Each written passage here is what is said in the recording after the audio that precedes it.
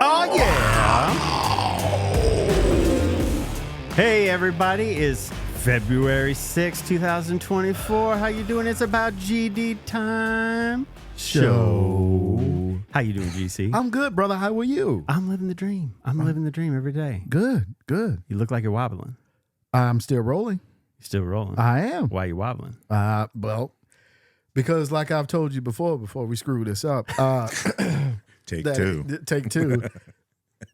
I got a wife and a bunch of kids and a bunch of grandkids. So that's why I'm wobbling. Yeah. How you doing? I'm living the dream, man. I'm feeling good. Yeah.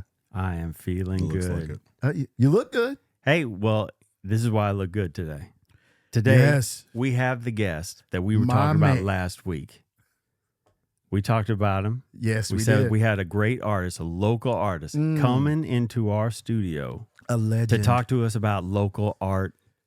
And this guy has done it all. Seriously. Yes. He has done theater. He's been a bartender, surfer, theater, film, video, directing, acting. Yes. Did I already say that? Musician, bass player. Now a painter. I can't even talk about how many things this guy's done. Right. I've known him for 27 years. 27. Well, Yes. I'm tired just thinking about it. I know. And so without further ado, Yes. I've got to say, Come on. let's give it up for our good friend, John, or Johann Sebastian the Rushton. Yeah. All right. Yeah. God, what an intro. I love that. Fuck just- yeah, that's it. That There was here great. he is. Yes. Man, do a second take on that. That was So fantastic. it was take two, everybody. Sorry Yes. about that. We were rolling for a little bit, realized I hadn't hit record, but I have to say I feel like that was tighter. we needed to warm up. It was a really nice warm up. I feel like that was really good. That was Me really too. good. We've got Unfortunately, mics and everything now. Unfortunately, John's got to leave in 5 minutes I now, know, but right? It was it's great, okay. guys. Thanks so much. Thank you so much. Yeah. All right. Let's just get into it Let's get into it. because we have been wanting to have you on for a long time. That's so nice that I'm the first guest. Is that correct? Yes. You are the first. So cool. You are the Thanks first. so much. Yes. I'm honored. You have broken my cherry. Because I screwed up. That's the first time I've screwed up like that. Now we're doing it take two. I'm sweating a little bit now. You know when you like get real nervous? Did and all John- of a Should sudden be. you feel I like, think Does you John should make be you sweating nervous? at this point. Do I all of a sudden I felt like a drop from my armpit. It just hit my torso. Did you ever have that? I didn't even know I was nervous, and I just felt a drop. Wow. Does This John is- make you nervous? Well, screwing up like that makes me nervous. does it? Yeah, I don't like. I don't mean, like that. John is probably one of the most laid back people I met. I don't Yeah, know he's- why. I you try would- to be. He's yeah. super chill in front of you. I know it. It's Oh, until he's talking later, yeah. Like Oh. wait until my reputation's It's gone. really Be like, dude, de-escalating quickly, though. Isn't Yeah, it? I it's mean, like, we're just right. going right. I know. about. I told him I would get him coffee. He ends up getting his own coffee. He I didn't know trust it. me to get it. Now I understand why. And then you got our guy Peanuts, and he doesn't eat peanuts. I know. I Don't got eat him peanuts. I didn't know it ain't I peanuts. like peanuts, though. I got him roasted cashews, yeah. That was very nice. Thank you for and that. Yeah. and then turns out I needed to get him a steak.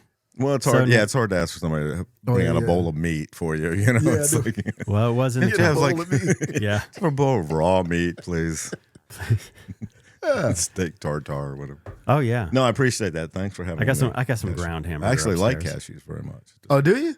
Yeah. Sure. Oh, I just thought you like I don't eat that shit. No, that's not true. All right. Well, I got a question for you. Okay, Let's go ahead and question. start this Oh, sorry. thing. sorry. That's all right. We've already done this once, so this Yeah, should go let's really try it well. again. Let's do this. It's only the first few minutes. We're done. We're good. So, John, as we already said, you're an actor, director, singer, musician, done theater, film, the voice of the Thunderbirds hockey team at one time. Right. Now a painter. You surfed. You lived in Virginia Beach. You lived in Huntington Beach, right? Out in California. LA. You've lived in California. New York.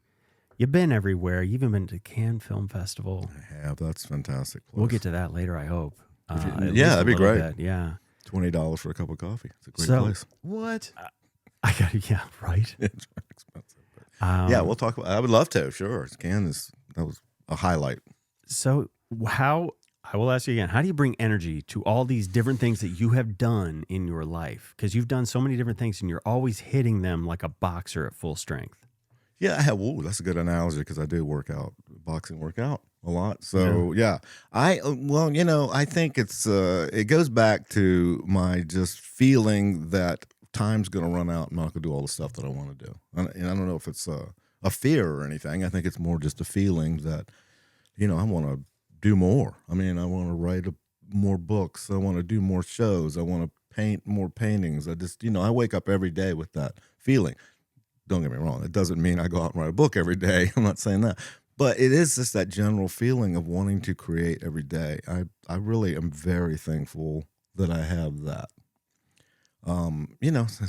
It doesn't always bring you a lot of money or anything like that, or make you a rich guy. Or it's more about that feeling that you're never really wasting time. But the other side of that is you really never feel like you have enough time. So I think that kind of, especially as you get older, you get kind of that race against time kind of thing. Yeah. And taking care of your body is real important. I think we touched on that earlier when we were doing the trial run. Well, then why bring it up now? Skip it. Why does the audience need to hear? I know the information. I know. I just, everybody has a trial run. I mean, even the bobsled teams do that. So we're it's an Olympic year. We should do Actually, that. it's good that we start over anyway because your mic was so low half the time, and I finally bumped up your level. Okay. I couldn't tell that, So hey, look, you're going to be heard now. Oh, good. That's the whole point. Let's have a guest and we can actually hear. Yeah. That's always a good thing. I know. Now, you guys work together. We did. That's how you. So GC and John actually know each other. They did West Side Story. West Side Story. That's right. Gary was really good actor in that show. One of the Jets. Yes. One of the great Jets. A lot of energy. Did you learn anything from? I did. What'd you learn? Well, let me say this again. If you're going to say that every time, I'm just going to skip down to the bottom. I'm not going to take the abuse. I'm not going to take the abuse. You know what? Here's the thing. Already. This is the table that I provide. This is the roof that I provide. I'm going to talk like a father right now. When you're under my roof, You better, yeah. when you're under my roof. Yeah. All right. Okay. So anyway, did you learn anything from John? I learned a lot from John, and one of the things I take with me and I still apply to my acting is that John told me, once you learn the script, get rid of it. And I never forgot that because he was right, because you would make the character your own. It's it's just words on the paper until you put something into it. I mean, right. And so with John, he just wasn't speaking to me. I think he was speaking to us as a whole, a group. And he said, get rid of it. I never pick it up again. And I never have, and I never will. Yeah, I appreciate that. Yeah, I'm glad I think it's important because I think, you have to have that transference of creative energy. That guy or lady wrote that piece of material. Right. And with an intention of all these people doing it, hopefully thousands of people, I guess. Sure. If I wrote West Side Story, I want thousands of people to do it. And then, you take that and you're going to be completely different. If I do your part, it's going to be different than you doing your part. That's just the way it happens. I mean, it's going to happen that way. So you take it and make it your own. And I think in life, that's kind of a cool, rule. Right. It's just like, I'm me, and hopefully you'll like me for who I am, but this is it. I mean, this is who I am. And same thing. When you take that up on stage, I want to see Gary doing his thing with that material. I don't want to see that material. Well, I mean, I want to hear the words of the songs and things like that. But I want to see your interpretation of that. That's what people are paying for. Yeah, and exactly. And that's how I felt when he, told me. Because initially I don't think I was anything. And he moved me to a jet. I don't think I was just filling in for someone. And he said, I'm going to make you, he pulled me to the side, I'm going to make you a jet. So you have 3 lines now. Hey, that's featured extra.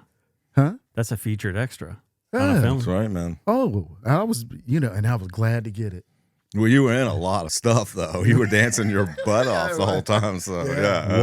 What? Yeah, he does not. He does not like to dance. I do not like to dance, but I did it for John because John inspired me. He made me feel I could do it.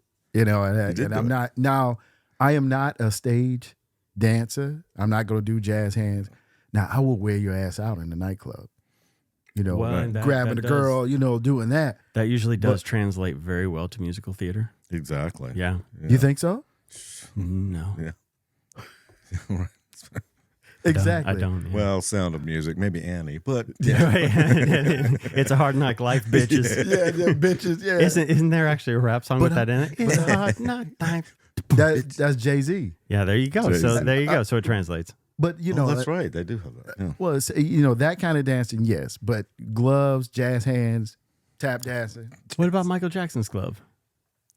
the one glove. Yeah, you gonna call that a jazz hand? It is. I did when he did it. His had glitter on his though. But That's you know, right. the point I'm making is that John, I didn't feel like an idiot dancing on stage. You know, because we were out there for quite a while. I mean, we did a lot of numbers, and Yeah, you know, a lot. yeah. Yeah, and So it was a good time, and it was because John made it that way. It could have been really shitty if you had the wrong person, but it I wasn't. appreciate that. Yeah, Was I mean good. that's one of those shows. That one, and I think Brigadoon comes to mind because the guys that aren't Scottish background and don't realize that what kilts are just have a really hard time, Mm-hmm.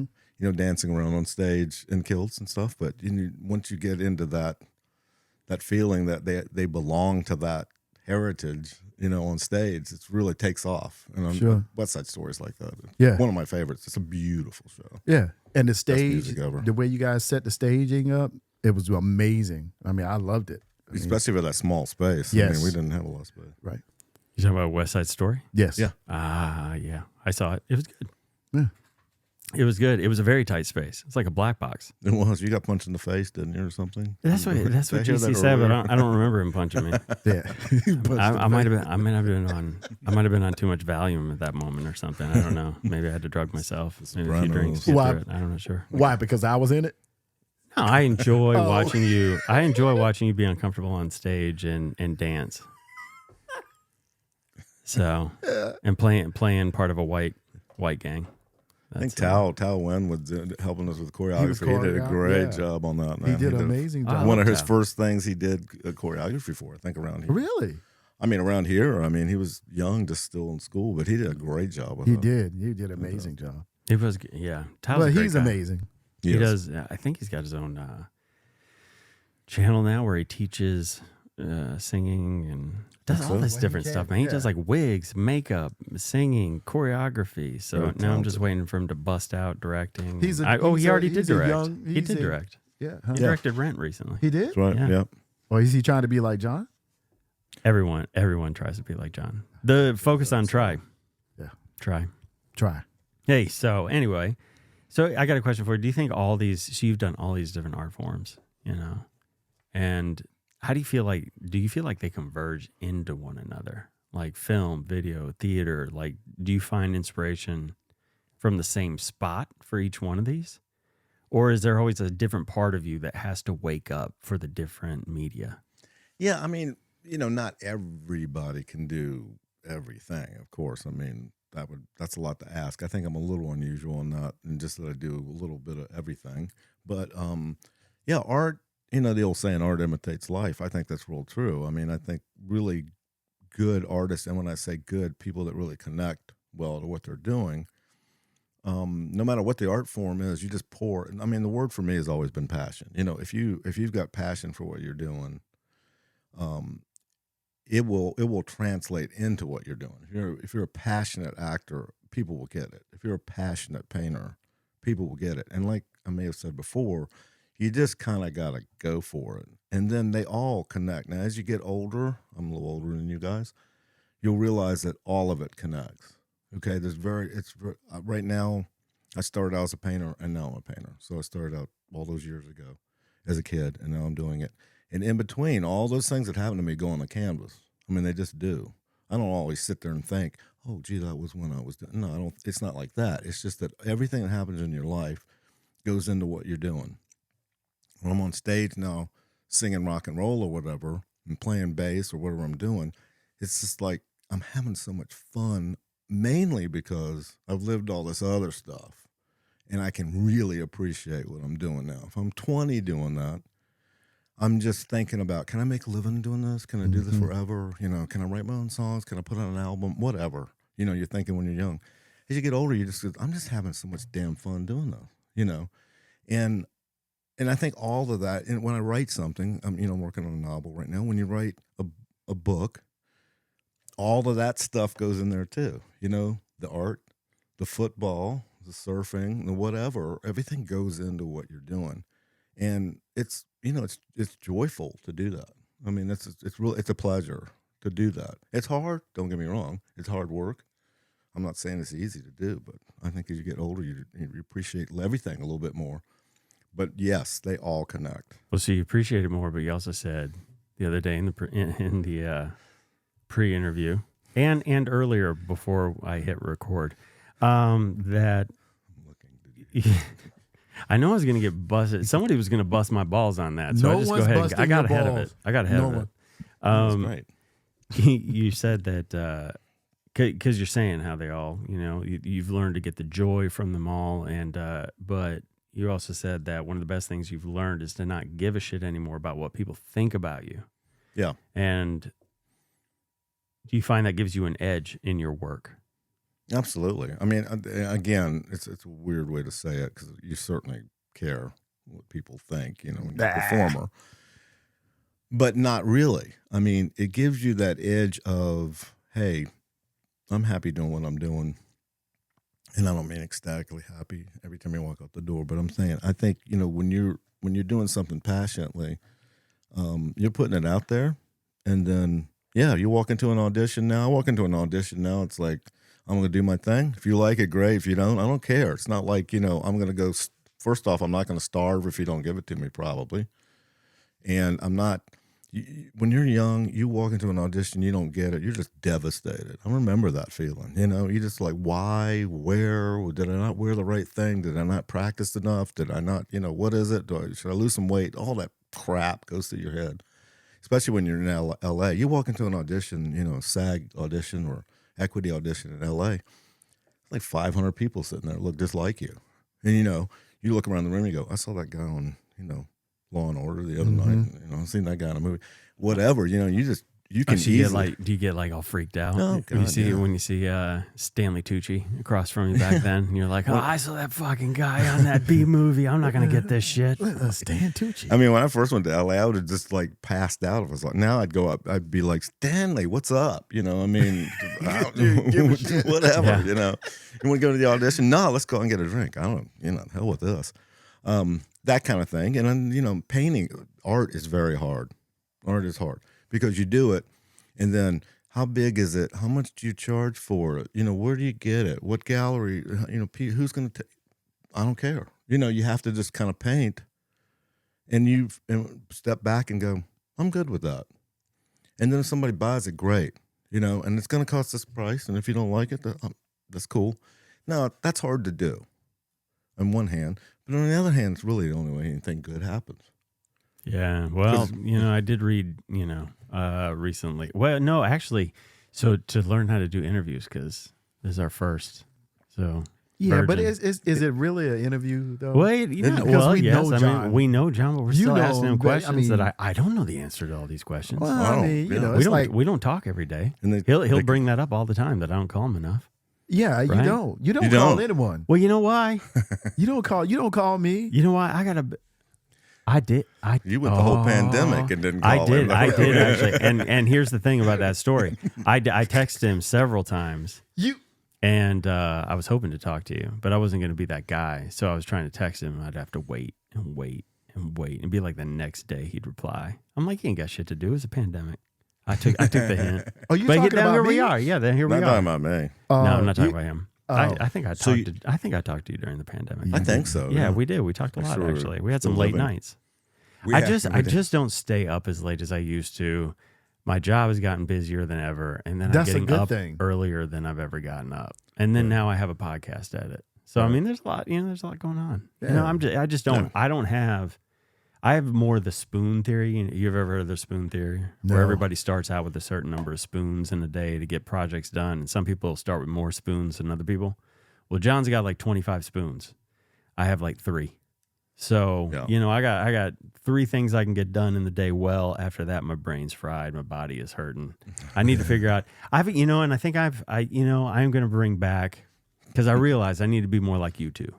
Oh, And I'm shit. going to bring back cocaine because I'm tired of feeling like this. So I'm just letting you know, Winston-Salem, all you people who have a good hookup for some cocaine, Thanks very much, folks. Thanks for saying I that. will take some cocaine. None of that fentanyl laced bullshit. I want the clean cut from Columbia. Well, let's go back to the spoons. This is more like the I don't Sopranos have- every minute. It is So I just Sopranos. don't. That's what I'm here for. I'm here for those awkward comments. Right. That was awkward. Thank Yeah. you. Yeah, Thank that's you. good. I don't use spoons. I eat with my hands. I'm poor. What? So you only Yeah, have why? two. Spoon. That you is got- you the- start with two. Full- I eat with my hands. Yeah. Well, those are two big ass spoons, just slopping it up. Jeez. That's what Going they so have. well there for a while too. It was. Well, I feel like it's still going well. I'm sorry that you guys don't. I'll No, try and bring no, it back. I mean- I'll try and bring it back. What's We'll just going bring it well? back. Let's talk about some Winston-Salem because John, you you got We need do to like say it? Yeah. John. now wait- we're doing Coke. 2 days later. So anyway, here's what I think about art. Yeah, exactly. What did you think you were getting? Obviously, Right. you didn't listen to the show before you came on. Sorry. If you had tuned in, If you had any You would- expectations, if you thought this was going to be like Joe Rogan experience, I'm sorry. I don't do roids. I don't have the HGH in my, and I don't have all the experience. That guy's been around forever. yeah. So you were taking you took a course on how to do an interview. I did. something. So I was listening to. I don't remember what I was going to say about that though. Yeah. But I prepared for the interview. Did it start with push record? Or did you pass that one and go right to Pat? See, I'm glad chapter you brought 2? that up because in professional interviews, they usually have a sound guy. Right, exactly. In this one, I'm the interviewer, the director, the sound guy, The light guy, the light lighting guy, Yeah. the camera guy, It's your the place. grip, and so the grip. the grip, Doing a and great apparently job. I didn't grip hard enough. You did. It's fantastic. So And we sound good, right? So I that's- think we sound good. Yes. I think we sound fantastic. So when did you get to Wednesday? So I know you started in Virginia Beach. Yeah. You- Portsmouth. Virginia Portsmouth. Beach area. You grew Yep. up like Mark Ruffalo, surfing. That's I think right. Ruffalo's from the same spot. Yep. Yeah. Is it really? Yeah, I didn't think know so. that. Yeah, and a surfer too. So Did you know Mark? Did not know him then. No. And he's not as good a surfer as I was. So do you know him now? no. Oh, gotcha. Well, I thought you were talking about then. No, I don't. Well, I would like to think know it him. was. I think we'd get along really well. But when did you hit Winston-Salem first? What year was it? I actually came here to do a dinner theater production of Oklahoma in '83. I think it was. 83, man. Yes. That was the year I moved down here. I know. I never heard of. Well, that's not true. I'd heard of Winston-Salem. Never really been here before. And the director of that show was from here. And I was doing a Camelot on the coast in a dinner theater there. And she was like, "I'm getting ready to do, Oklahoma. I'd love you to come and audition for Curly, Winston-Salem, North Carolina." I was like, of course. Oh, that's where Wake Forest is, right? Right. And I think the Brian song was real popular, and I saw, Oh, kind of God. knew a little bit. But I actually hadn't been here, and so I came and loved it. Yeah, man. Just really loved it here. Really? Yeah. Wow. that's And how it was Tobacco Town back then. Yeah, you could smell the sweet tobacco. it was great. I mean, not just the tobacco, but it was a really cool place. Everybody was, Reynolds was going great, and they were supporting arts, and arts were fantastic everywhere you went. There was Really? Arts in the school was fantastic. It was a really cool time. Dang, man. So that was a long time ago. Actually, and this is a I true was story. 5. So I don't remember what year it was. But we once talked about it. I might have seen you when I was a kid in Boy Scouts, but I can't remember what year. But I went down to the coast to watch The Outer Banks, The Lost Colony, which is one of the Oh. coolest shows when It you're a is kid. a cool show. I don't think it'd be cool. I always wanted to be in that show. Yeah. When I saw it, I was like, I want to be in that show. And one, I want to play an Indian. You can't say Indian now, but they were Indians in the show. Okay. So I wanted to play an Indian, but now I would like to play one of the indigenous people that runs through the show. And it was scary, man. They would come at you like out of nowhere. They're running full speed tomahawks, Really? taking down the colonists, man. It's some violent good. shit. Yeah, they've Man. unfortunately scaled it back. It used to be about 150 people on the show. And Really? My God, small man. now, It but was yeah. one of the coolest damn things as a kid. This might have been one of the first times that I knew that I wanted to be on stage as an actor. I always wanted to be a singer before that, but this was the first time. Yeah. And turns out, Mr. Johann Sebastian Bach Rushton was Sir Walter Raleigh in the show. I was Simon Fernando, though. Oh, Simon That's Fernando. right. Yeah, that's Okay. right. Yeah, All I was right. the bad guy, which was great because I got to wear this black stuff. But what you don't realize is they're really into authenticity there, which is fantastic. So it's 96 degrees Yeah. outside or whatever, and you're wearing velvet backed with muslin.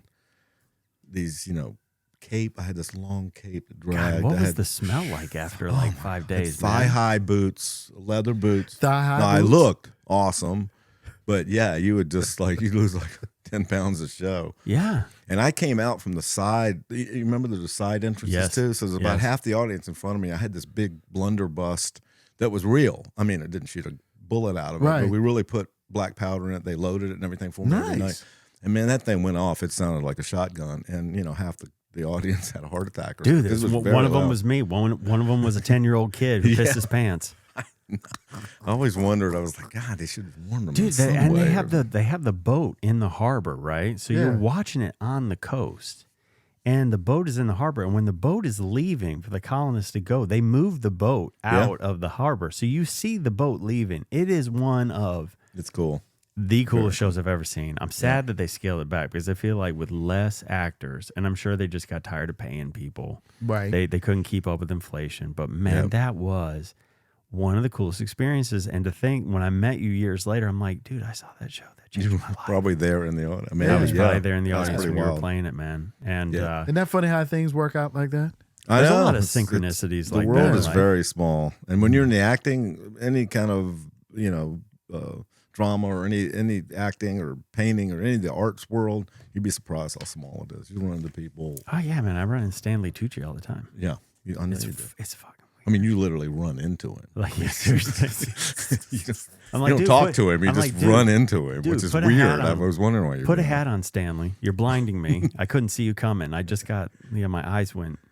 He's bald. He's Isn't bald, Stanley GC. doing cooking shows now? Yeah. Yeah, he's like Is he traveling, not? man. He's Italian. awesome. Yeah, he's Yeah. right. He's awesome. Yeah, I thought he was a great actor. He's always been one of my favorite actors. Has it really? Oh yeah, he's great. He's very Stanley? versatile. Yeah, 'cause he's very versatile. he's he plays fantastic. slimy. What is that Oh, dance movie awful. that he did with Richard Gere where he had like they put the teeth in? It was like Jennifer Lopez, Richard Gere, Dance with Me or something like that. Oh or yeah, something. I forgot about that. He was in that. I mean, he's been in so many things, man. I thought he was great He's in Pelican Brief. Yeah, he's evil and he's great. Evil. I mean, And then what was he in that movie with Tom Hanks where he plays the guy stuck in the airport and he's the airport security guy? Oh Yeah, yeah. Devil Wears Prada. He's fantastic. Devil Wears Yeah. Prada. Then all of a sudden, then he's like a protagonist, or at least good guy. Good guy. Good guy. I Yeah, I I met think his he's wife great. doing that. I mean, I met his wife on that set. Well, it's that's almost like what's your guy name? Richard Jenkins, Mm-hmm. the Wait, tall bald guy. Isn't that his name? Which one's Yeah, Richard it's Jenkins? 6 feet under. Dude. Yeah, Yeah, he's 6 feet under guy. yeah, You see he's him great. everywhere, I know. and he's great. I mean, Character actors. Are yeah, Fantastic. that's what he is. He's one of the best. I think I would rather be. I always got cast for a while as the romantic lead, and I thought that was great. I did for a while there. I had a string of romantic leads. And I was like, man, this is just going so well. This is so fun. I'm getting to play all the best roles. But man, you miss out when you don't get to play the character actor. Like that's really some of the funnest. What? Yeah, You no, do. I'm serious, I mean, man. Come And the on. character actors are going, God, if I could just be the. That's what I'm anyway, talking I mean, about. Well, I know. Yeah. That's the way life is, right? If I could just be that guy. Just be- yeah. yeah. but No. isn't it? But I mean, you've been the romantic lead how many times in your life, man? You a gotta lot. admit, like, yeah, it's great because you get the best songs. You probably get the biggest applause at the end as long as you don't bomb the role. But some of the parts, you don't always get the funniest lines. You don't always get to really play anything different. You're just trying to emote. Like usually it's the straight guy. It's like I don't know. It's like Dean and or Martin and Jerry Lewis. Jerry right. Lewis, right? Well, Like, a classic example is Guys and Dolls because the leads are really kind of not boring, but I mean they got no, man, they got say some it, they nice are songs. boring. They got some nice Sky. songs and stuff. And Sky Masterson, I played that part before. It's a cool part, but Nathan is way better part to play, Yeah. and so is Adelaide. I mean, they're the Which wasn't Frank like mad about not being Sky?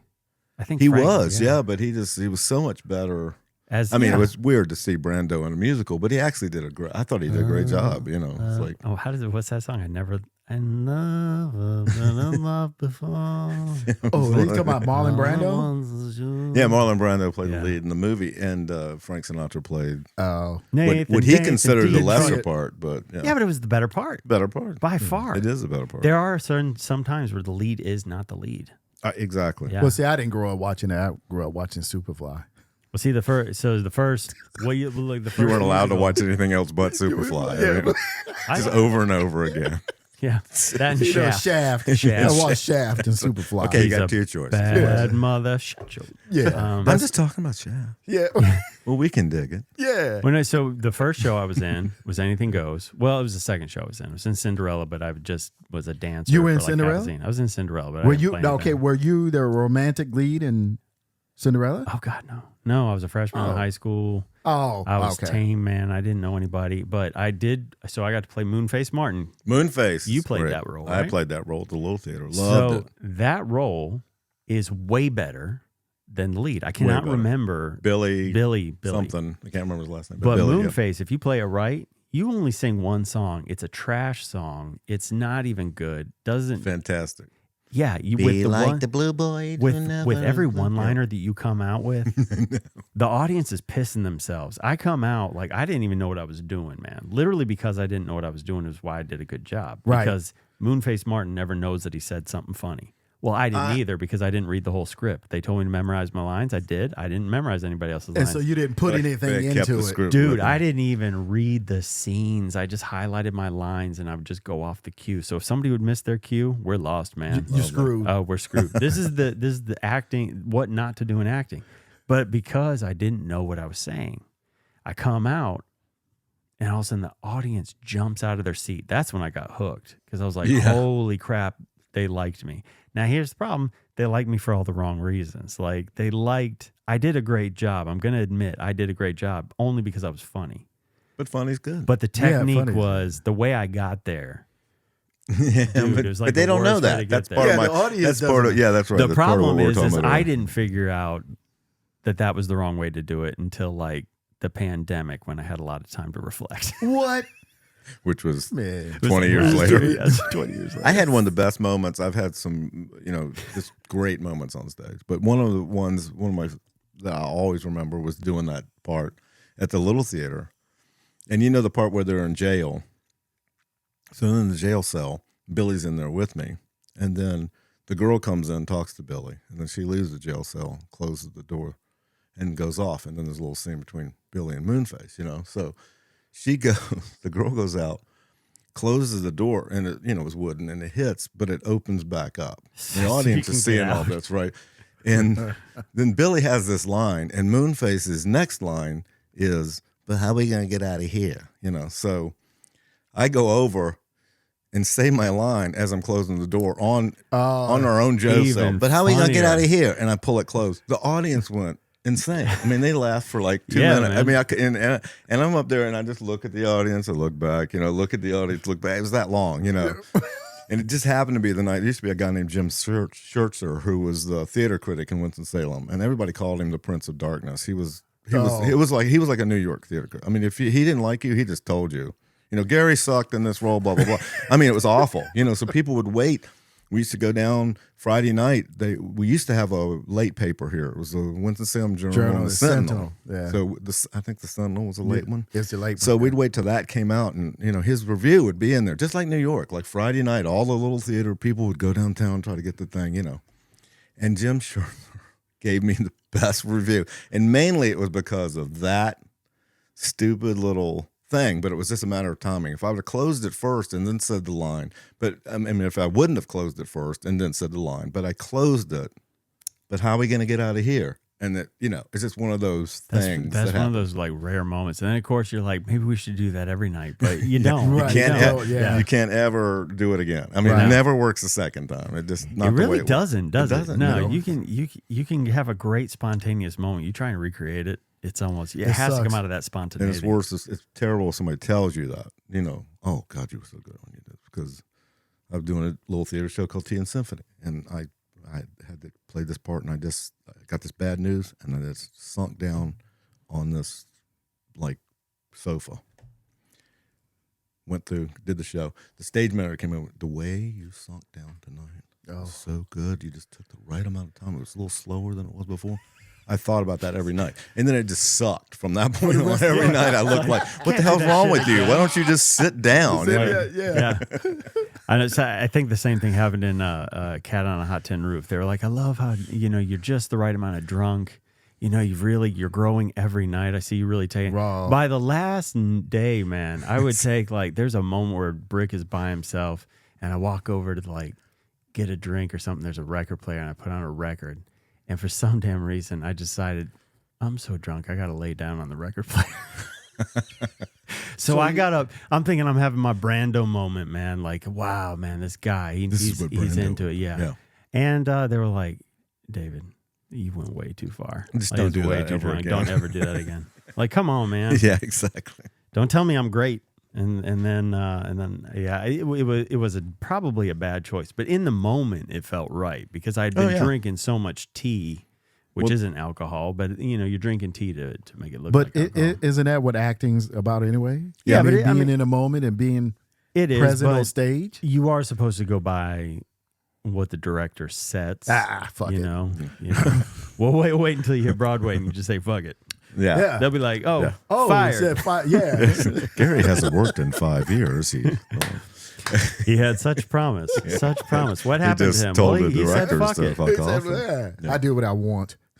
Yeah. No, I mean, there's never a right or wrong, by the way. When you do something, it's just better. Is it a better But choice? do you think that's actually, I'm giving you a real question here. Do you really, we always say that there are no wrong choices. Yeah.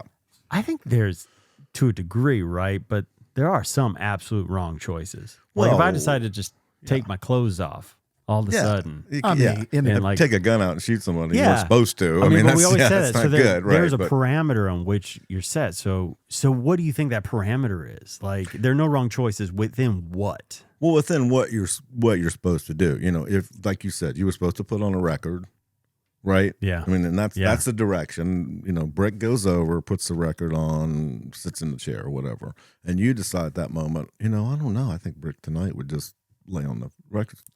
It could have been, my acting teacher, Nina Foch, out in L.A., wonderful person, in all kinds of movies, all through the 50s and 60s.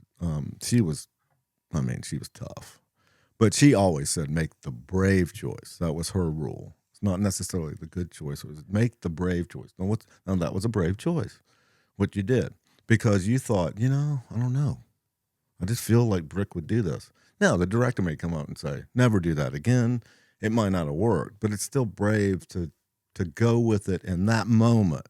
Now, if you take the record out and throw it against the wall or throw it at one of the other characters or something, that's wrong because you know what I'm saying? That's different. Yeah. But you're going I just wanted to clarify that for the listeners because sometimes people are like, no wrong choices. Come on, of course there are wrong choices. But to me, the genius of the whole thing, if you're working in the parameters of the script, the directions, and you use your ability to navigate that and give yourself, you're into it and you're giving the audience what they want. That's the genius of acting to me. Yeah. Because if you felt like taking that record, if you were in the mood at that time and you're really feeling this guy, the character you're playing, and if you want to take the not throw it in the audience, but you're working within the script. Within the script, yeah. That to me is the genius of acting. If you could do that, I don't you feel that night. I've never had a genius acting moment. Like I've had things that I'm more proud of than others, but I don't know if it's some sort of insecurity thing because you've always built me up. Whenever we worked together, even when I was fucking up, like you were my first acting coach. I hope so. It's one of my favorite things to do is make people believe in themselves. Well, that was the thing. But that's the thing, though. You are kind to everybody. So then there's like, is he just saying that? No, I won't. You've worked with I won't let you do something. Now. But I don't feel like I'm ever. I don't know what I'm trying to say here. It's not insecurity. Maybe it's just an actor thing where you never feel like you're quite good enough. There. Maybe if I ever think that because I'm not. I mean, look, there are some people that like me. They want to see me on stage, and there are other people that are like, oh, fucking David David Joy But- again. Are you serious? But here's the thing: I'm sure that John taught you that he taught me from when I worked with him. You know, when I walk in, I feel like I own the room. Oh, I don't feel like I that. feel because John Good. told me that. That's what you should John do. told me when I walk in, if after I get the part, after the auditions, they want, and you know what this is, David. It's if they pick you for this part, I mean, they saw something in you. So I remember what John told me. Besides the other jewels he gave me, act like you own the room. So when I walk in, it's my stage. What's that? I can do that, but that if I You do can that, do that. I have Yeah, done you've it. done But, that. Yeah, but I that's, know you have. But most of the time, I'm a wallflower. Like if I'm walking in like I'm owning the room, that's because I'm playing a part. I mean, I'm literally like That's if okay. it's an audition, I'm playing a part. Yeah.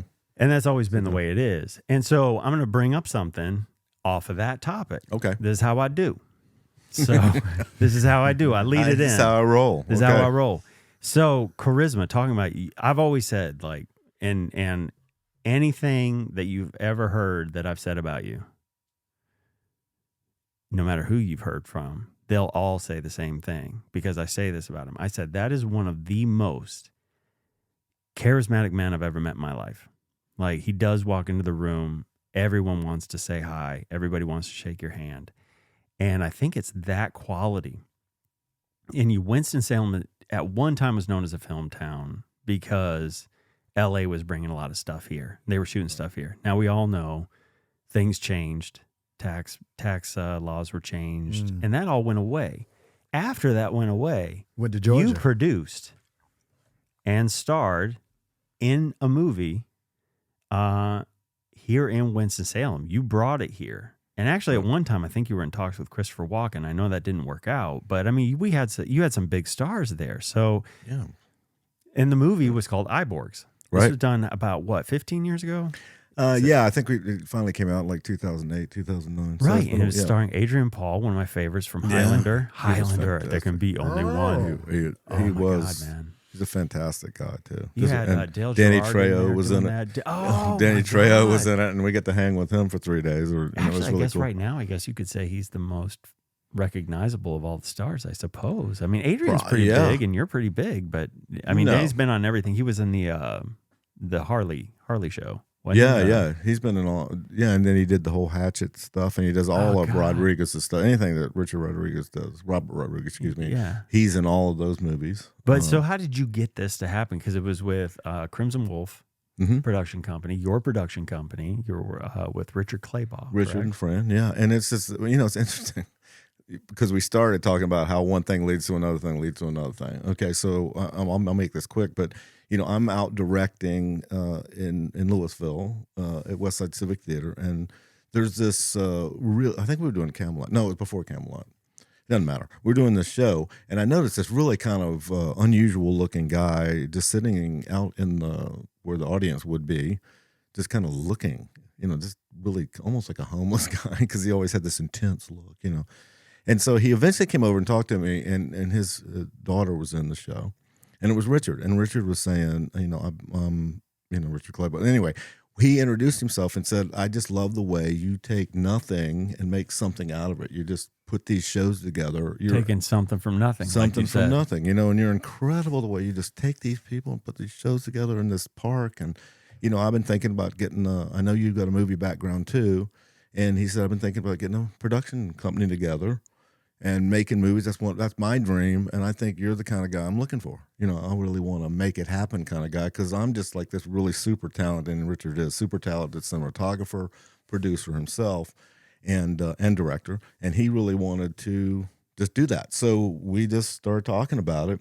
And so the theater world led me once again back into, the film world. And we created Crimson Wolf there in Louisville, and then they wrote the script for Iborgs, and just kind of went from there. We started again with nothing, and raised all that money, and got all those people together, and it was You was shut not down easy. some streets for a while, didn't you? Yeah, You guys I mean, had like total collaboration with the city for a while to get that Well, done. I mean, I think the city was great. The film commission here was great. Everybody was really cool about it. The mayor was cool, but you still have to get you can't just blow up a car No. in the middle of the street. Wait, we did at Yeah, like that's 2 o'clock right. in the morning. Ooh. You have to have the fire department there. You have to Yeah. have the police department there, and you get permits and do all those sort of things. But Now it was, you can still see that on the Sci-Fi Channel, right? yeah, And- Sony bought it. So wherever Sony has their stuff, I think it's been on Sci-Fi Channel. I think it's on Netflix. It's been on there. It's been on most of the. Yes, everybody should check it out. You get killed in it. Yeah. You're not supposed to tell people that. They must You have just- checked Well, I it mean, out. what? It's a 15-year-old Why would movie. you- Let's talk about your. I want to Oh, talk about my your God. death scene. Yeah, really. Let's talk about the death scene. What is it? What is it like to die on film On over film. and over and over? Every day. I know. We were Like, we how were does- recording. Is it a little weird to see yourself dead on film? It is. The kids hated it, especially my youngest. Just Kira did not like seeing me, little guy. But it ended up being pretty cool. Yeah, Now it's that she's a little older, it's not so bad. But Now she's like, play that scene again. yeah, really. I want to see Dad dance. No, now it's like, Again. yeah, thank God I can just watch him die every night. Yeah, no. So that. I mean, that's awesome though that you actually got. I mean, because you were spearheading that thing. I remember when you and Richard were working. I was not cast in it. Oh, did you guys know each other at the time? Oh yeah. Oh, yeah. that was on Yeah, purpose then. Yeah, it was on purpose. He didn't cast me. pretty much. So I almost had the. I almost wrote the title song. I That's wrote right. It. I I wrote know. it, No, and it was I would- awesome. But the Oh. problem was somebody else, a friend of mine, Christy Johnson. She had her own band, Yeah, and I didn't know that I was competing to get the title song. So I thought wait I a had minute, little John never time. told you were competing No, for he that. didn't. That's not- He said, no, you It's called me not up. true. No, Yeah. I know exactly where I was. I know exactly what happened. So he calls me up late at night and he's like, "Hey, dude, I got a great. Hey, man, how about you write a? I'd like to give you a chance, man, and you could write like the title song for our. We're looking. I'm like, what? Are you serious? It's like, yeah. I was like, I don't really write music for that sort of thing, right? Okay, so my ass stays up for like 2 days straight. What? I'm not kidding. I was excited, man. I wrote these great lyrics. I still got the lyrics. Here's the thing: I didn't have a band. So I'm calling people. I'm like, hey man, I need to get a studio. I need to get you on guitar. And everybody's like, well, I'm like $500 an hour. And there were a couple of people that I'd contacted. And so I couldn't pitch the sound, right? I had to come in with the lyrics. I had to kind of like sing it myself and say like, and the guitar's gonna be like a wild, like, and I'm like, doing. And it was like a day later. It's like, yeah, sorry, man. We're going with Chrissy Johnson's band because they already recorded it. Like they're already done. I'm like, wait, what? I didn't know I was competing. How come you didn't tell me that 2 days ago? Yeah. I was like, I'm like, he's I don't like, think it was that cold, but it wasn't does- cold. Yeah. You let me down easy, but I didn't know I was Well, that's competing. John, yeah. I didn't know I was competing until that moment that I lost it. And I was like, but I got the song. So you thought you already had it. Yeah, well, I'm feeling like now that Sony owns it, I can contact Sony and say, hey, you want to put mine on the DVD extras? I think you should. That would be great. Can yeah. I be on the soundtrack, B soundtrack that you sell afterward? Yeah, it's like 8 days a week, and then this one's on the other side. Yeah, I just want to be on the B side. Can I just be that? Can you just make me the hidden track 30 seconds after the last track? He makes it sound out like he's on the corner selling apples or something, I and know. I No, just like threw him $1 or I'm something. just saying, It's like, I am not a songwriter really by trade, and I have to say I think I hit You that put one. your heart I and did soul actually into it. the lyrics are freaking awesome for that, but they were lyrics like designed for that. yeah, for movie, Iborg. for Iborg, so I can't really use it for anything. So I forgot else. to so on the list, cold-hearted producer. It's like, yeah, No. John likes to get you to write It songs. was a didn't producer wanna- with a heart who just didn't tell me my timetable. yeah. You didn't tell me there was somebody more talented with a band and a recording studio that I was going up against. But that's okay, because I probably never would have gotten it In done. my own defense, that producing a movie is probably one of the hardest things Oh, I on the bet. planet. Oh, you were stressed out. You had a people cool-ass just office. have no clue. You see there's a reason they get to accept the best picture Oscar. You don't see the producer at all. And then best picture, that's the producer that goes up there. Because he's the one that like people were calling at 4 o'clock in the morning and screaming and yelling. And we had half the people involved, we're in LA, we're making it here. If they call you 3 o'clock in the morning, it's only midnight there. And Right. They're just fine with that. That's no big deal, Yeah. And then you got to be on the set at 6 a.m. So it's like you don't even sleep, dude. Well, I you would don't do it sleep again, anyway. maybe, but that's true. I You don't sleep anyway. Yep. That's part of it. You were always energetic when I saw you. I come see it. You showed me an early screening, early cut. Yeah. It was really exciting, man. I went into his office and I think Richard was there, and you're like, yeah, man, you want to see it? I was like, really? No. Well, the music, it doesn't have all the sound, it doesn't have everything done. It was pretty cool. It was so exciting. On a big screen. You had a big screen in the office. Big screen, yeah, it was very exciting. Which back then, I mean, come on, man. Back then you didn't have screens that big. I mean, No. now we all see screens in everybody's house everybody's that got big. it. But back then I was like, what the fuck is that? Yeah. It's like the whole wall. Yeah, we were building that office. We got that screen built the day before the Super Bowl. So we put the Super Bowl Dude, on. you had the to be Super done Bowl. by the Super Bowl. Yeah, that's right. Can't There was like, I don't think there was any paneling on the walls, but we had that screen in. Yeah. We watched the Super Nice. Bowl. Yeah, it was great. That is nice. All right, so you've done the film. Now you've been in theater for forever, and I think you wanted to ask. Let's go. I with that. do. And I want your honest input on this. Now, how do you feel today? Yeah. The theater community is it thriving? How do you feel the direction is going?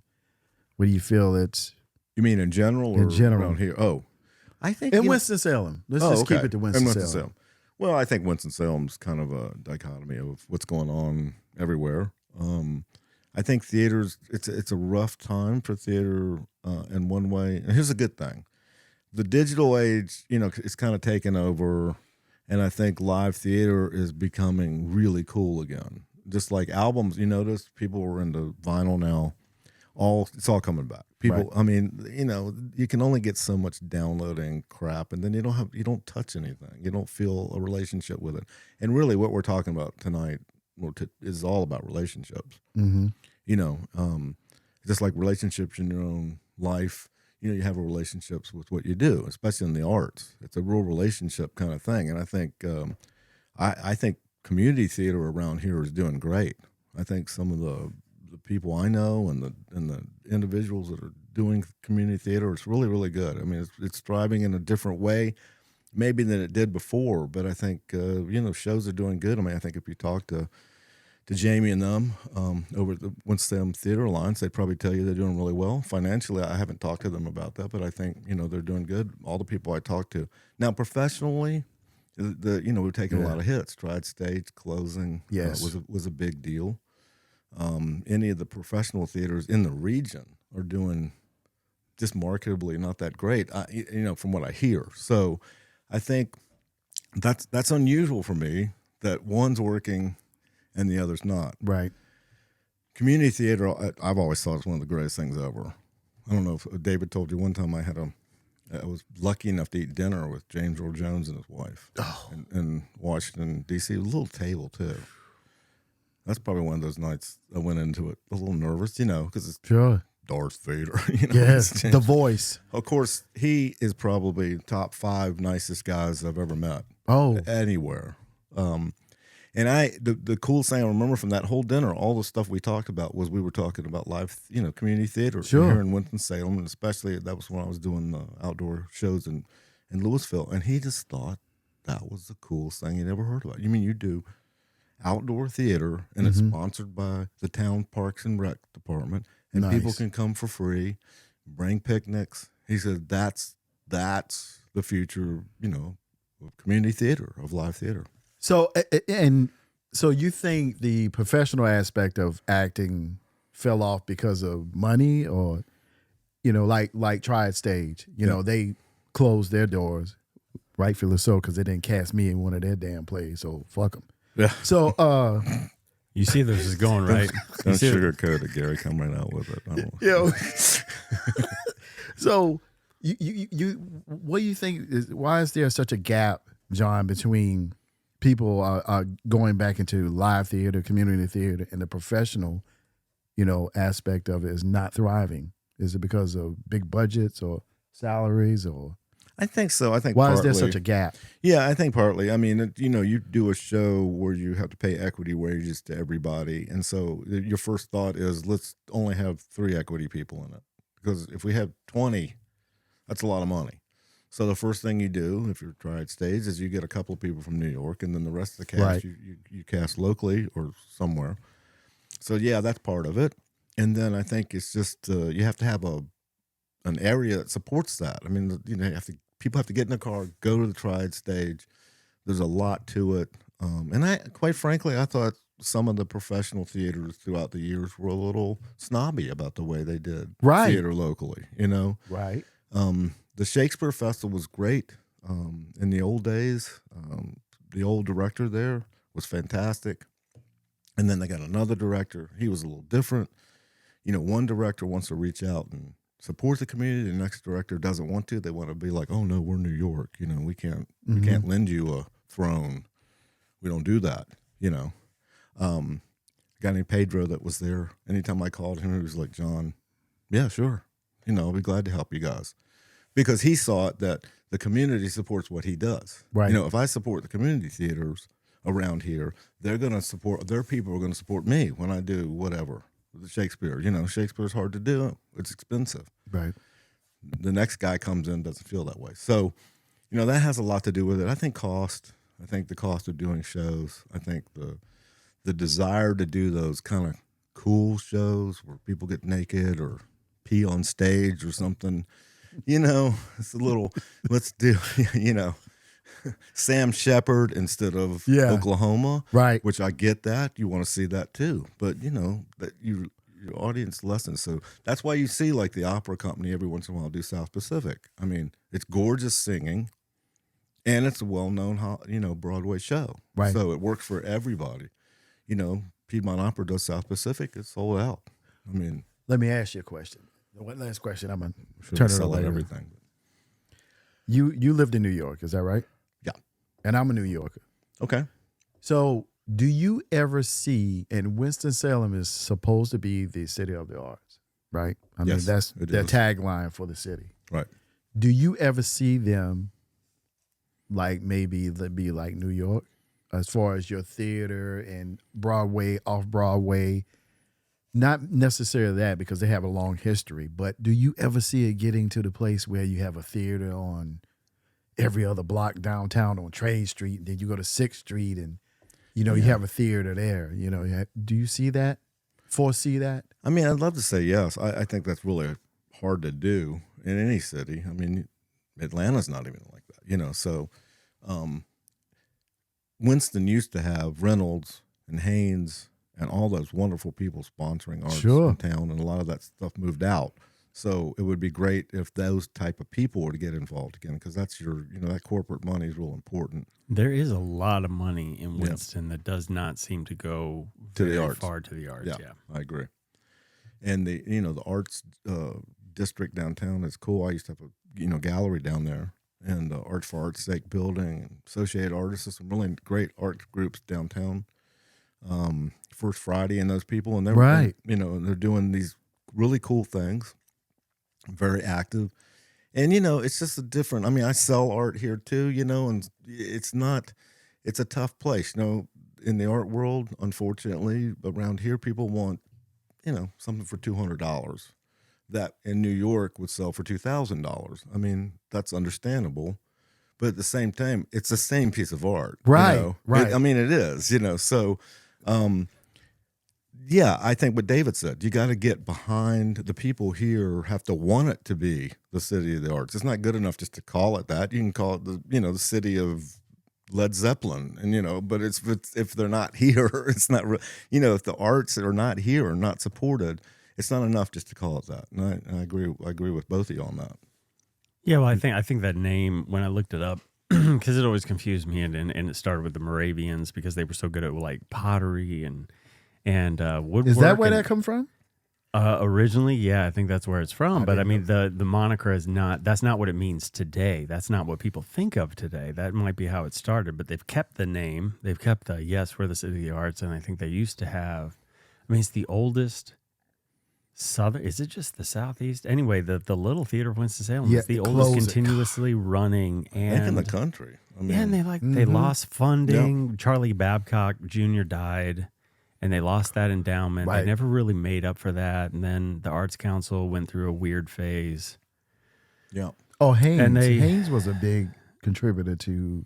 Haynes was big. Yeah, Yeah. Haynes. Yeah, so I They mean, were you, big. you lose all these big endowments, and then the Arts Council kind of made it hard for the little theater to thrive. And then they Right. got rid of the Arts Right. Council Theater, which I'll never get over that. I won't either. I've I love always that been place. upset I about loved that. it. I love that place. It's got history, and now it's a church. It just, I can't tell you how I can't even talk about it. I You know can't what? even talk about Can it. I just say one thing about it before we move on? Yeah. You felt like a professional actor when you went in that place Yeah. because you felt like, you had a dressing room, you had that stage and that atmosphere, and all the people who went before you. Yeah, you had the costume shop downstairs. You had the costume. scene shop in It's the right back. behind the back, and it was just amazing. It was really well run. And I think, and don't get me wrong, I think Philip Powell's doing a great job with what Well, he's it's Oh, actually absolutely. Joel is there now. He's- He's the artistic director, and Joel is the executive. But they're taking over after it's already done. Right. You know what I mean? Like Yeah. The dirt has been done I know. over the years, and it was a lot of just, from what I understand. I can't sit here and act like I can talk too intelligently on it because I wasn't in on the meetings. I wasn't in the room where it happens. I didn't see I this. was. I didn't see the sausage get made. I Yeah. just tasted the sausage after it was burnt, and I was like, "Wait, Right. that's burnt sausage." And then, But David, you felt, John, you guys know what I'm talking about. You felt that you were varsity. When you went Yes, there, I agree. there's a distinct difference. There was JV and there was varsity. And Yep. when you went to the little theater, I'm varsity. I know. When I first moved in the 80s, the Little Theater did, they brought in directors from New York. And so they had this little apartment kind of like this. They had a townhouse right around the corner from the old Little Theater. And they would bring these guys in from New York, and girls, to direct shows. So you would go up there and maybe do 3 shows in a row at the Little Theater, but you'd have a different feel.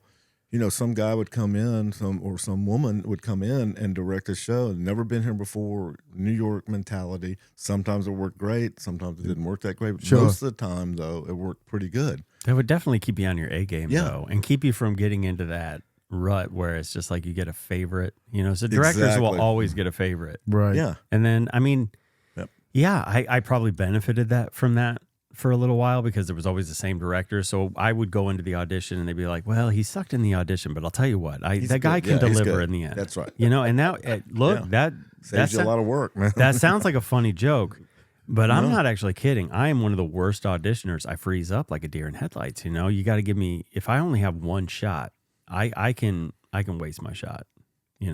I can't. No, you're good on stage. I know what you mean. Once I get into it, but going in cold, especially because sometimes I was asked to audition for something like last minute, like, "Hey, we go audition for this." I'm like, "Yeah, sure."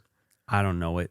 I don't even know what the show's about. They're handing me a side. I don't know anything, which is not the way to go into an audition. No. Everybody knows that. You should Right. read the whole thing. Yeah, and I benefited because sometimes but the bad part is that you're not meeting the new people. You're not getting the new experiences. And sometimes you don't get the fair shot, because sometimes, somebody's just a favorite and somebody really that was- loves this person. Well, I wouldn't know anything about that. About not being a at favorite? all. No. That's not true. What are you I was talking always about? a fart, huh? What are you talking about? No director ever looked at me and said, "Well, You've been acting for like what, 2 years? It's like I don't know. You gotta I don't do a know, couple actually." more. it's, You'll it's be- like you'll be 5 there. years. You're more successful than I was in 20 years. What are you talking about? That's I'm bullshit. talking about what? Look at your IMDb page, SAG man. Well, the thing I'm talking about. Man. Yeah. That is a great. Yeah. That's a great movie.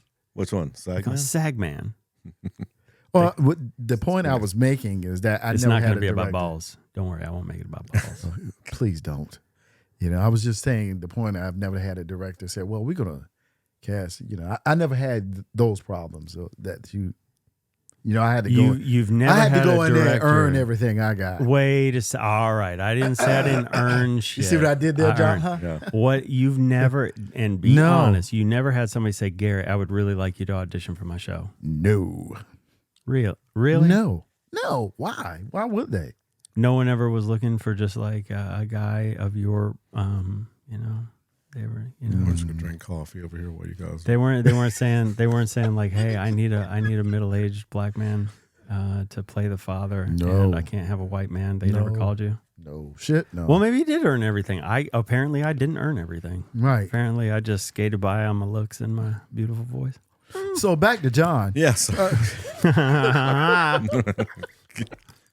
Yeah, so the little theater was cool to have that in those days, and it really you're right. It was really well supported. It was. Everybody. I mean, you know, and like I said, real critics, real orchestra. I mean, you know, it was a really big deal to be. It was as professional as any professional theater I've Absolutely. been in. The I little miss theater it. was in those days, I miss it. and the money around here for that was great. And so yes, David's right. If we got back to that point where the people really just in this town said, look, we're going to make this, not just going to say it, it's going to be the city of the arts. We're going to build this downtown. We're going to do that.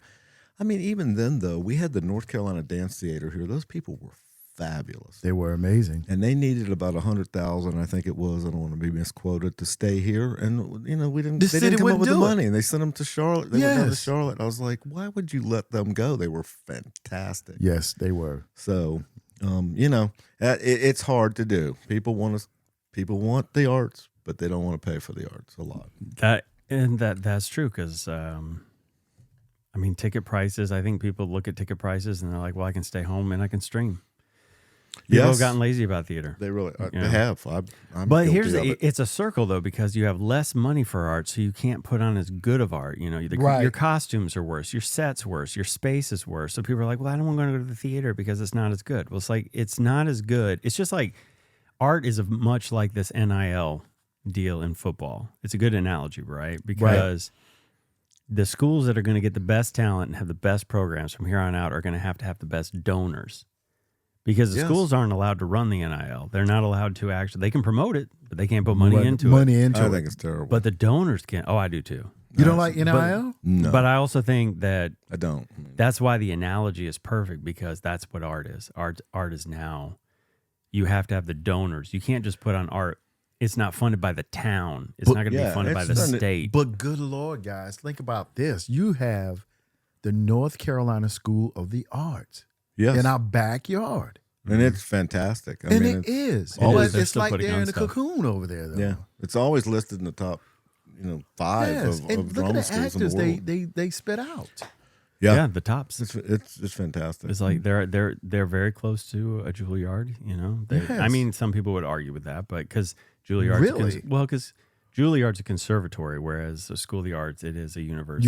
So they have to take. They don't just get to focus on one thing. Right. They have to take English 101, and it's a state school. So yeah. So I mean, which is good and bad. That's that. Yeah. So hopefully one day, whoever's listening, you billionaire that's on the other side of this microphone. Right. Yes. Give us money. Actually, do not support the Arts Council. Please just send the check directly to me, and I will decide how it is divvied up after I take my cut. Yes. I'm just saying. I think that's fair. Took a lot of money to buy this. They just call you anyway. You don't have to audition. So I think, they should just send you the money. That's actually not true.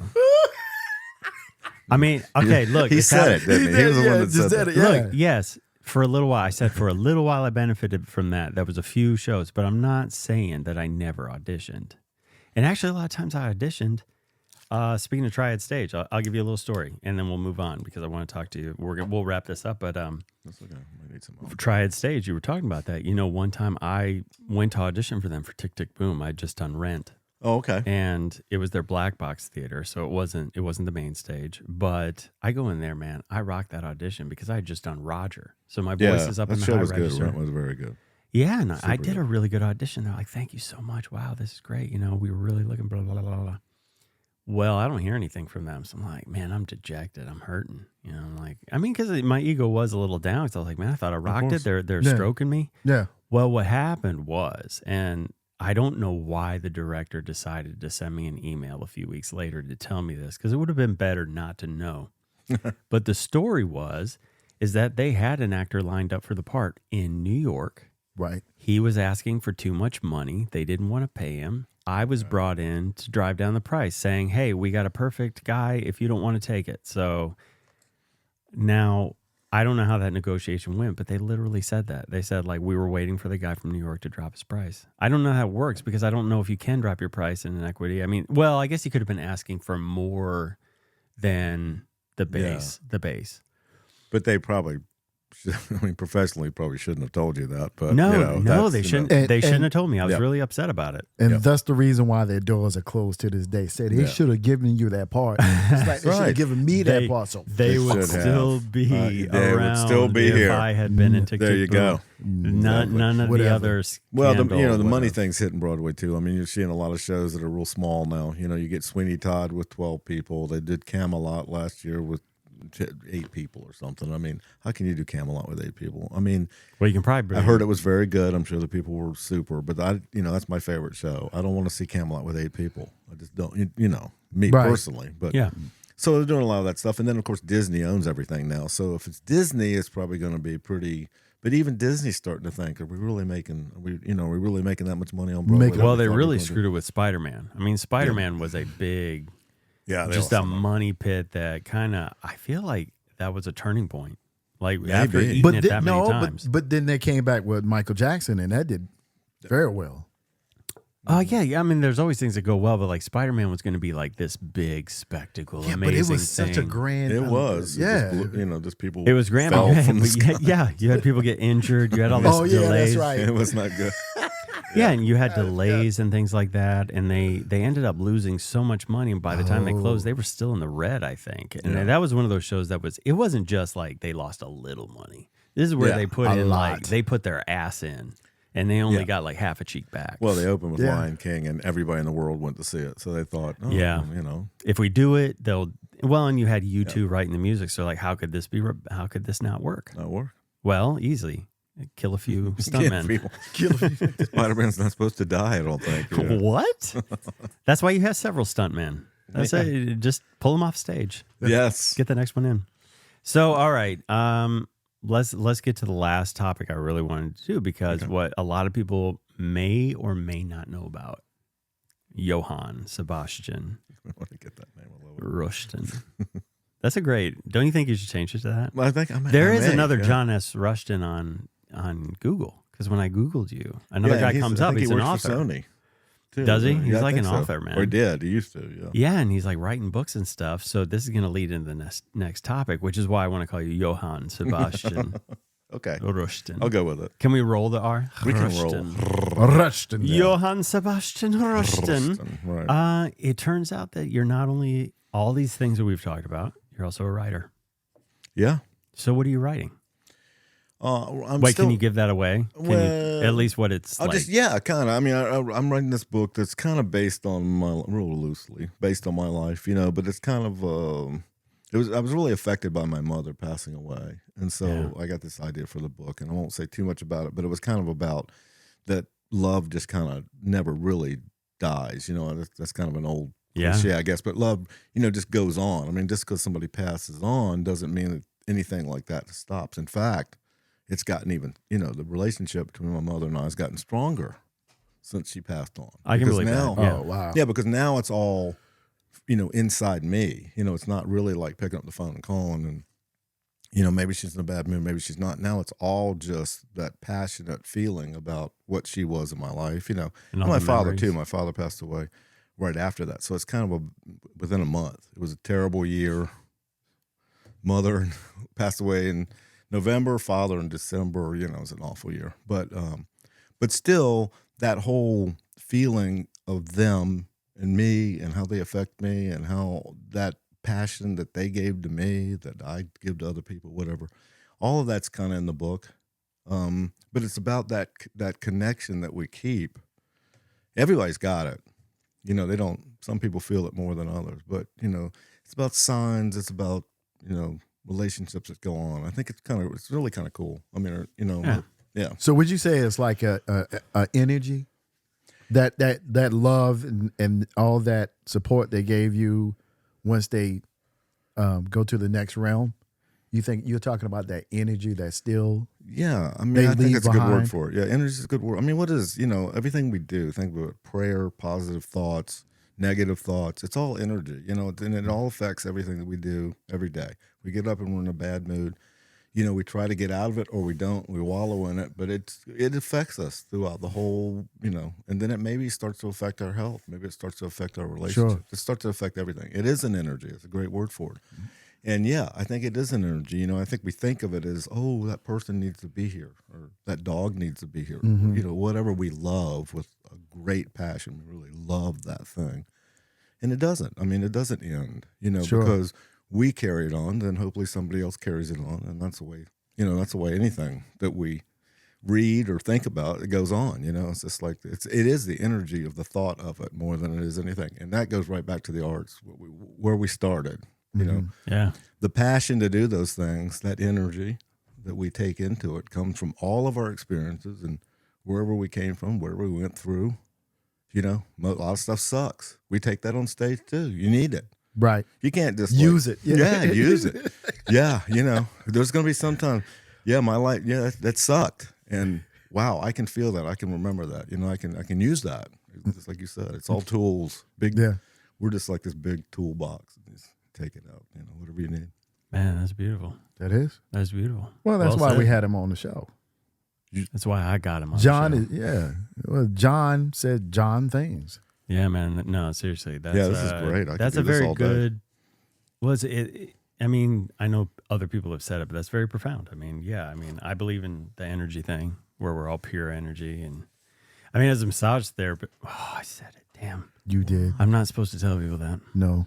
Anyway, as you a use that rubbing. healthcare worker, your heart, everything, it's all electrons, man. That's how it goes. And so it is thought. But the way you said it, that was more profound, more beautiful. So that'll have to become a TikTok, something. That's just beautiful. That's going to be our clip. I don't know how to do it, but that's our promo. Yeah, I don't know how to do that. We'll make somebody else do that. You're doing it? I do the edits. A little bit. Yeah. Good. So We get to edit. That's good. When is this coming out? Do you know? Do you have a? Obviously, it's probably like when it's done. Thank you very much. Yeah, it's done. I don't know if you've ever written anything, but it's really hard. Just about anything else I do, I don't have. When I do a painting, there's a point I reach and I go, yeah, that's good. It's done. A book is hard, especially if it's based loosely on what you do, what you want, and you just really. Anytime I read, I could write that differently. It's at the point. It's done for me. I've got a couple of editors interested in it. I need to get that to them. It's been a long time writing it and thinking about it. Yeah. And I just need to let. It's like a kid going to college. You just gotta let it go. And let it take a life of its own. So can this show help you? Help me. Let go. Yeah. Help you. Help me help you. I'm gonna help me. Let me get. So you think? Let me get on this show with these two foul mouth chuckleheads. Oh, maybe make no mistake. He's doing this for us, not us I for do. him. Them foul mouth chuckleheads to give me inspiration to finish my book. I don't know if you need inspiration, but I think you need a little encouragement to let you know, maybe it's close to time. You do. Every writer I've ever read about or heard about has the same problem. It's not be like Hemingway, man. Thomas Wolfe used to write, like 80 pages describing a guy standing at the bus stop, and his editor would have to say that. Dude, you got 88 pages describing a guy standing at the bus stop. Can we just go ahead and put that in one page? Do you feel like it's too long? Do you feel like you just want to change the prose as you should? No, I just, it's kind of like, we're performers, right? All of us are. You never think you did it perfect, right? You go out, you go, God, I wish if I could sing that song a little bit different, maybe next, or let me just go ahead and, lay on the record player tonight or whatever it is, whatever your motivation is. But there is that moment where you need somebody else to say, it's done. It's done. It's done. And you'll argue. You'll be like, no, because no art is ever finished. Yeah, I'm there. But how do you, okay, so let me ask you this. I'll tie it into the last thing, and then I'm sorry, you're here for that dumb shit's coming up. There's dumb shit coming up? Yeah, you're going to be here for the segment. So we'll find out. We don't know. He said he came up with it today, so we'll find out. But so so with the book, I can understand that, I feel like that sentence didn't hit. But what about a painting? Because all art is similar, right? So how do you know you're done when you're done? I'm not really sure. You just know? It's just a feeling. Painting is, wonderful. It's a blank canvas. This my favorite part is just staring at a blank canvas.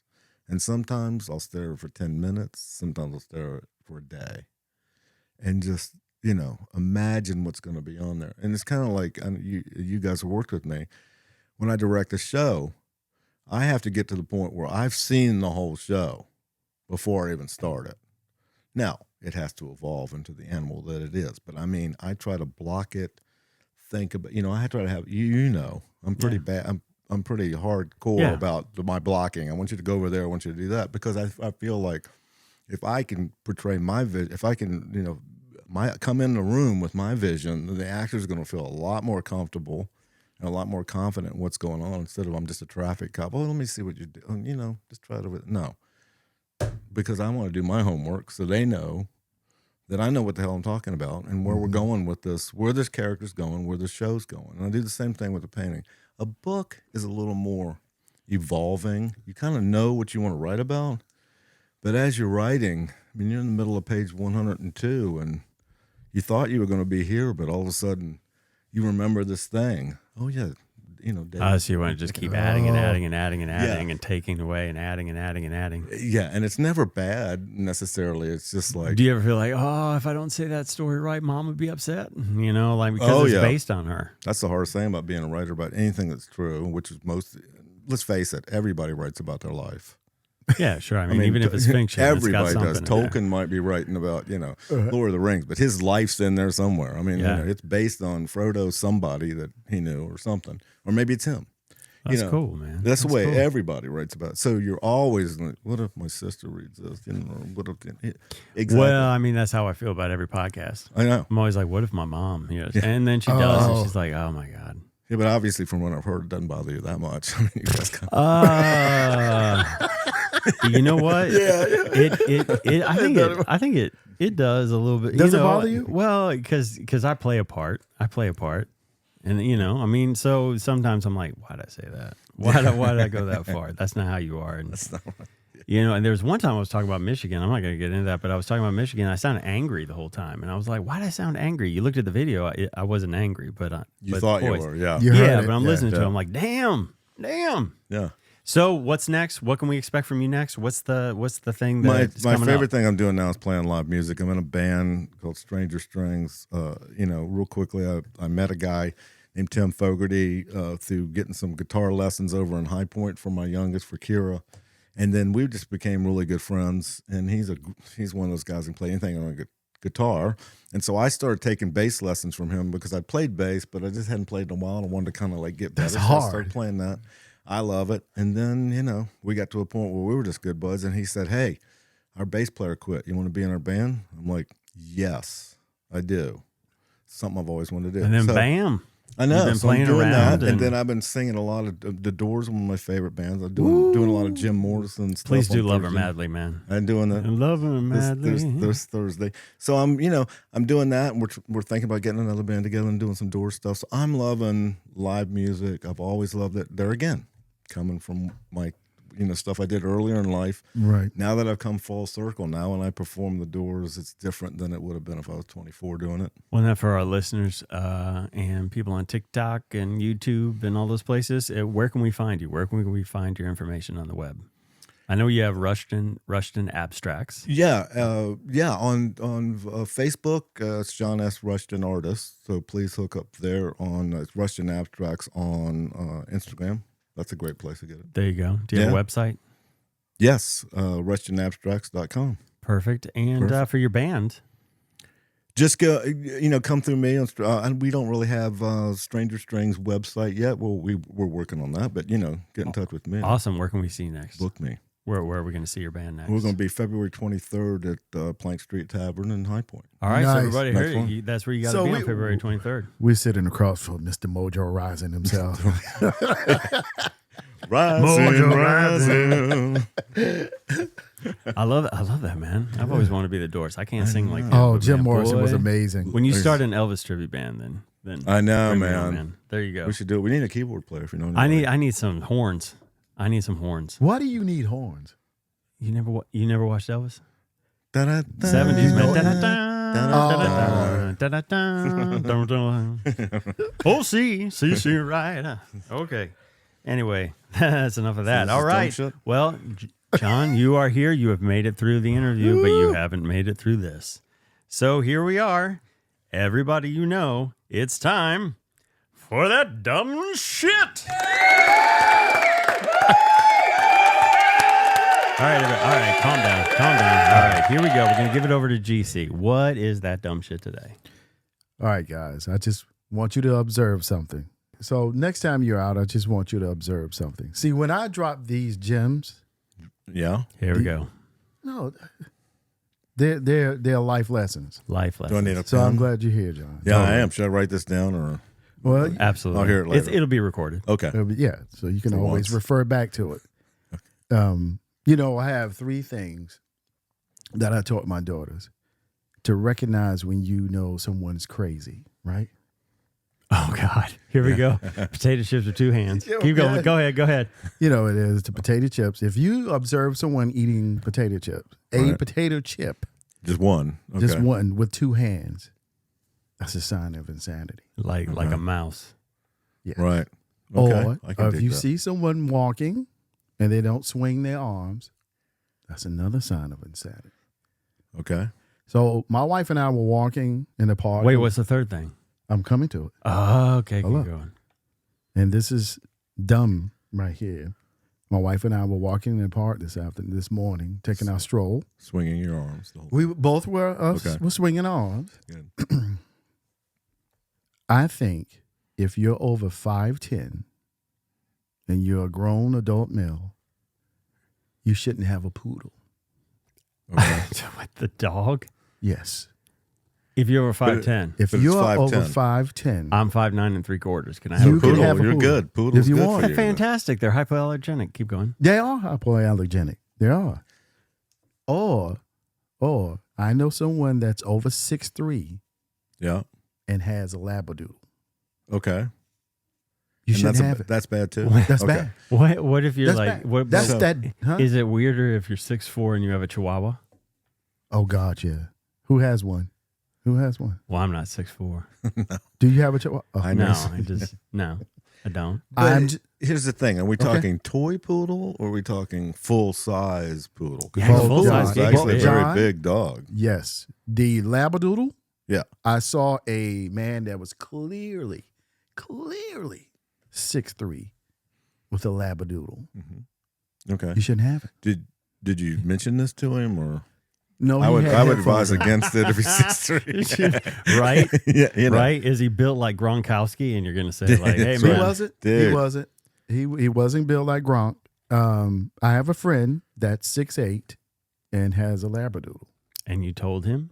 I told him I said, well, dude, you have a poodle. He said, it's not a damn poodle. I said, it is a poodle. He said, it's a labradoodle.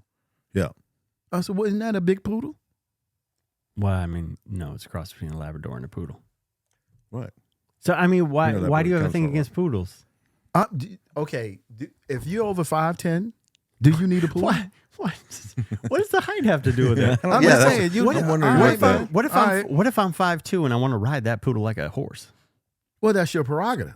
That's not a problem. It's my prerogative. So, but literally an inch more, and you can't. have a right. He poodle. said 5'9" and 3/4. I'm good. you can't have any dog. Actually, I am this tall. I can ride that ride. But Okay, I just want you to observe that. That's all I'm saying. I That's thought you all were- I'm saying. So the third. So wait. Just so the audience knows, there are 3 things in life that show that you're insane: eating a chip, 2 hands; with 2 hands. walking with your arms down by your sides; and no, 3, No, what else? You didn't finish it. without swinging them. Without Down by your swinging sides them. without swinging. I'm sorry. I apologize. Which rules out all Irish dancers, by the way. The So, river dance? literally all of them. Oh, which is Michael really Flatley. sad. Michael Flatley is insane. We all know that. We all know that. It's river dunce But instead that- because you. Yeah, but that was, I mean, come on. Why did that go away? That's one of the most amazing things don't I've ever know. seen I in my thought so. entire Why do you life. think they weren't swinging their arms? You can't go They're- anywhere without swinging your arms. That wasn't going to last. That, You should see well, him it eat should've. chips. There you go, right? And They you know- actually used 3 because they had 2 and then someone had to help them with a third. Yeah. So I mean, they were really And backstage, really there's a insane. shitload of poodles too. Shitload So of you know, a ton of them. The shit was everywhere, and they were like, "All right, that's it. That's it. This will fly in Ireland. Yeah, This exactly. will fly in Ireland. Yeah. It fertilizes potatoes in Ireland, but here it just smells bad." Someone told me to chip them. Exactly. I know. I'm just saying. I Wow. Just So want you to can we see go back these to things. theater now? Or I mean, that That was was really theater. cool. That was I'm- pure energy. Yeah, it was energy. But I take I'm your worried about you, though, duly with the duly poodle. noted. I'm not in the market for any poodles, but at least I know if I am, I can have one, and that's You what I can. like. I like to know that I can have can. things. They do Yeah. get a bad rap because the real poodles are big dogs. The hunting giant, the dogs. standard poodles. Yes. Big, you know, Man, yeah. I mean, I've seen some big poodles. Carmen has a poodle next door. It's big. Right. It's very big, but it's the sweetest dog. It's a Labradoodle, I think. Yeah, Oh. it's a Labradoodle. Okay. But it's how, sweet. It's not as big as How tall is the owner? shorter. 5'9". Actually, I don't know how tall he is. He actually might be taller than me. Most people are.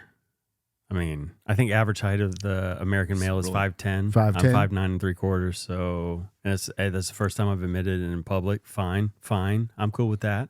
You seem to be. You know That's what? great. It's- I think you should be. Yeah. That's who Totally you are. fine. You just, you know. I always And wanted to be here's like a Tom good thing. You can own literally any breed of dog at 5'9" and 3/4", according Not to a Gary, Great right? Dane. Not a Great Dane.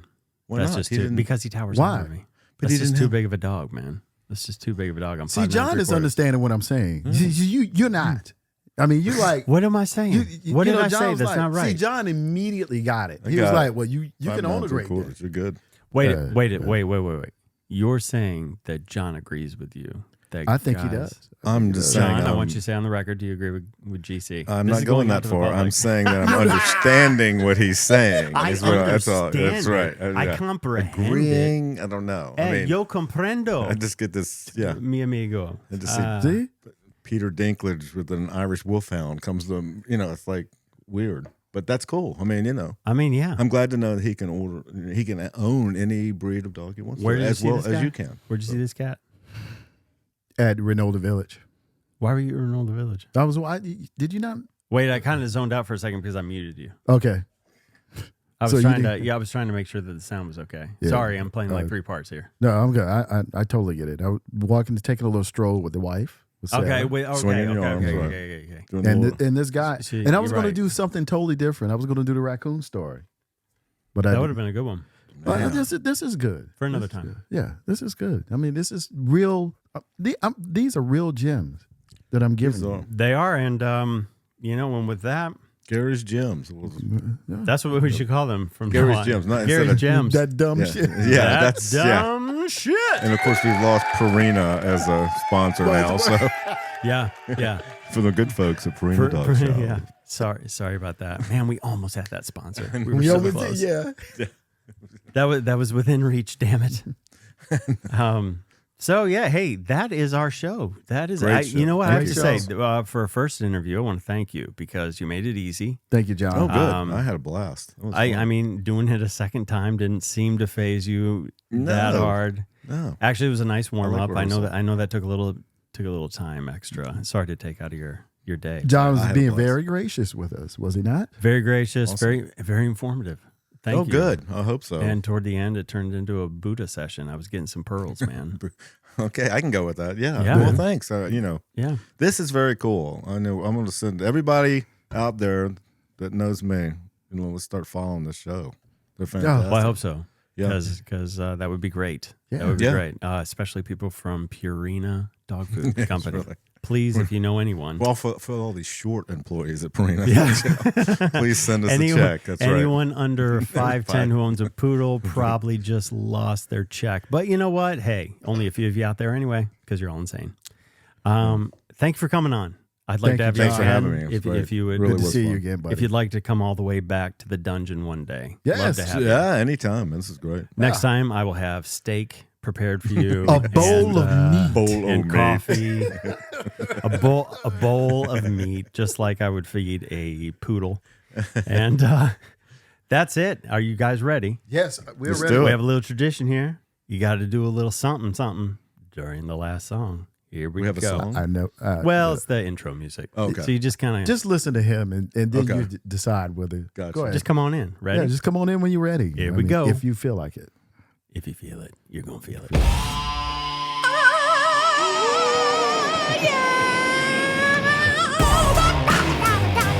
see what I'm saying? You can't stop this. No, you can't clock this.